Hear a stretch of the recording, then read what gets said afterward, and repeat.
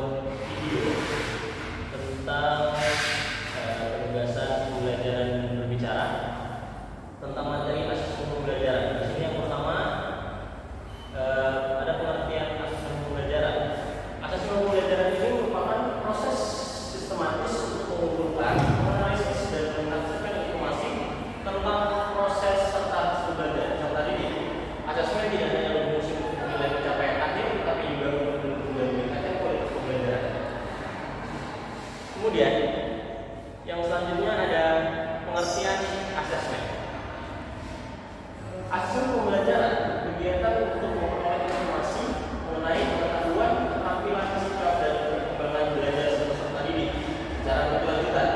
Informasi tersebut digunakan oleh pendidik untuk menentukan tingkat pencapaian tujuan pembelajaran serta sebagai dasar pengambilan keputusan dalam proses pembelajaran. Selanjutnya, kita masuk ke dalam tujuan asesmen pembelajaran. Nah, tujuan utama asesmen pembelajaran adalah mengetahui sejauh mana peserta didik memahami materi yang diajarkan. Yang pertama itu, selain itu, asesmen juga bertujuan untuk memberikan umpan balik bagi peserta didik agar mengetahui kelebihan dan kekurangannya. Kemudian, membantu guru memperbaiki strategi, metode, media pembelajaran, dan juga menentukan tindak lanjut pembelajaran seperti remedial atau pengayaan.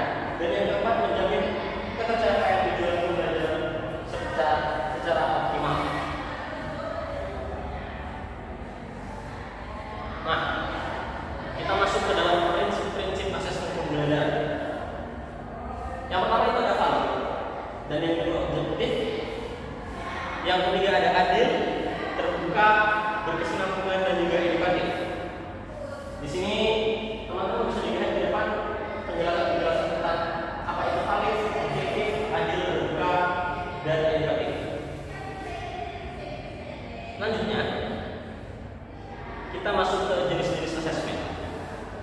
Jenis-jenis asesmen ini ada 4. Yang pertama ada asesmen diagnostik, kemudian asesmen formatif, asesmen sumatif, dan yang terakhir asesmen autentik. Kalau asesmen diagnostik ini dilakukan sebelum pembelajaran untuk mengetahui kemampuan. Yang kedua dilakukan selama proses pembelajaran untuk memantau perkembangan belajar. Asesmen sumatif dilakukan di akhir pembelajaran untuk menilai hasil belajar secara keseluruhan. Dan yang terakhir menilai kemampuan peserta didik melalui tugas nyata yang mencerminkan situasi kehidupan sehari-hari.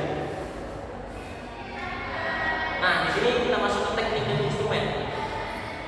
Ada tes, ada non-tes, dan yang terakhir ada penilaian sikap. Nah, di sini teknik-teknik dan instrumen asesmen ini ada 3. Yang pertama ada tes, terbagi menjadi pilihan ganda, esai atau isian. Dan non-tesnya ini seperti observasi, kesimpulan, portofolio, proyek, dan tugas kerja. Dan yang terakhir penilaian sikap, bisa dilihat melalui jurnal, observasi, dan penilaian diri dan lain-lain. Nah, dan selanjutnya bisa disimpulkan di sini yakni asesmen pembelajaran merupakan bagian penting dalam proses pendidikan yang berfungsi untuk mengukur, mengantar, dan meningkatkan kualitas. Jadi kiranya itu saja yang bisa saya sampaikan. Apabila